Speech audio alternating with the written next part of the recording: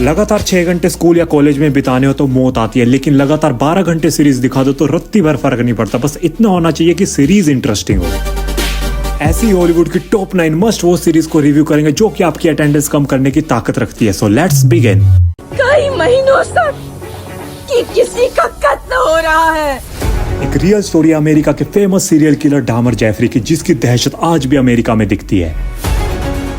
एक ऐसा serial killer जिसने 1978 से 1991 के बीच में 17 यंग मेल्स को मारा है और उनके बॉडी पार्ट्स को खुद भी खाया है। ऑल्दो इसके ऊपर और भी कई सारी मूवीज बन चुकी है, लेकिन नेटफ्लिक्स 2022 में इसी सीरियल किलर के ऊपर वेब सीरीज लाता है। IMDb rating 7.9 Dahmer monster the Jeffrey Dahmer story. Series हमको पूरी जर्नी बताएगी जेफरी की, ये कैसे हैवान बना। 10 आउट ऑफ 10 इवन पीटर्स जिसने इस रोल को प्ले किया है एक्टिंग के मामले में। बंदा खा गया रोल को। सिनेमाटोग्राफी कमाल किया। पूरी सीरीज मैंने बिंज वॉच की। शुरुआत के एपिसोड आपको हिलाकर रख देंगे, लेकिन बीच में मुझे लेंथ फील हुई। बाकी हिंदी में अवेलेबल है नेटफ्लिक्स पर। वाई वी नीड मैन, हमें मर्द क्यों ही चाहिए, दुनिया में क्या ही काम है इसका। कुछ ऐसी सोच रखती है फेमिनिस्ट जो कि all over the world exist करती है। इन्हें छोड़ो, लेकिन एक ऐसी सीरीज जहां पर दुनिया में एक ऐसा वायरस फैल गया है जहां पर सारे वाई क्रोमोसोम्स वाले मर गए हैं। आई मीन विलुप्त हो चुके हैं। बेसिक तो क्लियर होगा कि वाई क्रोमोसोम्स आदमी के अंदर पाया जाता है। अब पूरी दुनिया पैनिक मोड में जा चुकी है। कुछ पता नहीं है रिप्रोडक्शन कैसे होगा, लेकिन इसी के बीच में एक योरिक नाम का आदमी जो कि पाया जाता है,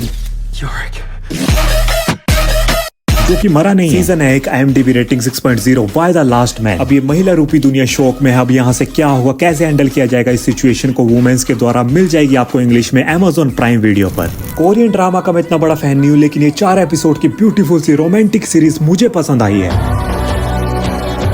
2 लाइकेबल से कैरेक्टर यूनसू और सांगू जो कि नियरली 20 साल से दोस्त हैं। इनके बीच में कंपैटिबिलिटी और प्यार तो है, लेकिन ये एडमिट या कन्फ्रंट नहीं करते। अब ये दोनों कुछ दिन साथ रहने वाले, बिकॉज ये दोनों एक सॉन्ग बना रहे हैं साथ में। अब यहाँ से इनकी काइंड ऑफ लव स्टोरी शुरू होती है। हमें एंडिंग चाहे पता हो, फिर भी हम इस सीरीज को देखते हैं क्योंकि दिल अपने पास भी है। 40 से 50 मिनट के एपिसोड मैंने एक बारी में खत्म किया था। अच्छी हिंदी डबिंग के साथ अवेलेबल है डिज्नी हॉटस्टार पर।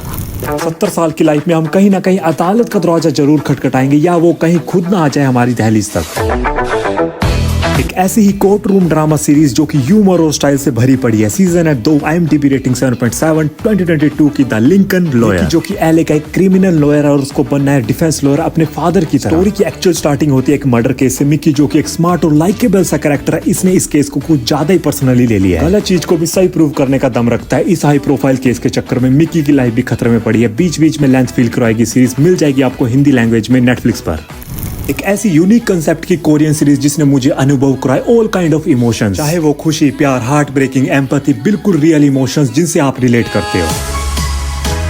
एक ही सीजन है जिसके अंदर स्टोरी है हनगुरु की, जिसे एस्पर्गर सिंड्रोम है और वो ट्रॉमा क्लीनर का काम करता है अपने अंकल के साथ, जो कि जेल से आया अभी। जिन्हें नहीं पता ट्रॉमा क्लीनर क्या होता है, उनका काम है उन लोगों के घर या कमरों को क्लीन करना जो कि मर चुके हैं। देखो सीरीज मास ऑडियंस को तो नहीं पसंद आने वाले, बाकी टिपिकल कोरियन सीरीज की तरह नहीं है। हनगुरु और इसके अंकल के बीच की बॉन्डिंग और मरे हुए लोगों के पर्सपेक्टिव इनके नजरिए से बहुत पावरफुल वे में हमको दिखाए हैं। मरे हुए लोगों की किन चीजों को फैमिली को देना है, किन चीजों को नहीं, ये डिसाइड इनको करना है। ये सीरीज सिखाती है हमें अपनी सराउंडिंग को अप्रिशिएट करना। IMDb रेटिंग 8.5 हिंदी में नेटफ्लिक्स पर अवेलेबल है 2021 की move to haven.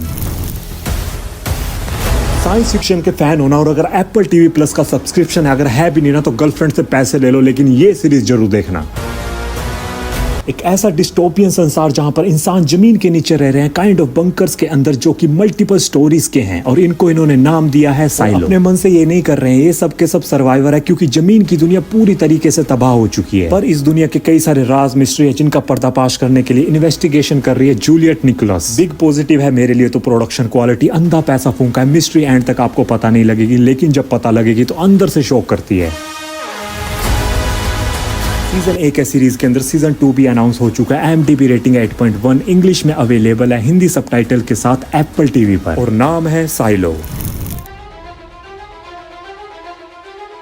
You are dealing with something that has never occurred on this planet. Nuclear word नाम सुनते ही हमें याद आता है हिरोशिमा, लेकिन एक ऐसा ही डिजास्टर घटता है। साल था 1986, रशिया की एक जगह चेर्नोबिल, जहां पर एक न्यूक्लियर प्लांट में विस्फोट होता है, जो कि आज तक उस जगह को हार्म कर रहा है अपने रेडिएशन से। इस इंसिडेंट पर बनी HBO की 2019 में एक मिनी सीरीज जो हमारे सामने रखती है उस टाइम की सिचुएशन, टेंशन, वहां के इंसानों की हालत, गवर्नमेंट का उस स्थिति को कंट्रोल करना या कहीं दबाने की कोशिश करना। मिलेगा आपको 9.3 IMDb रेटिंग के साथ चेर्नोबिल में।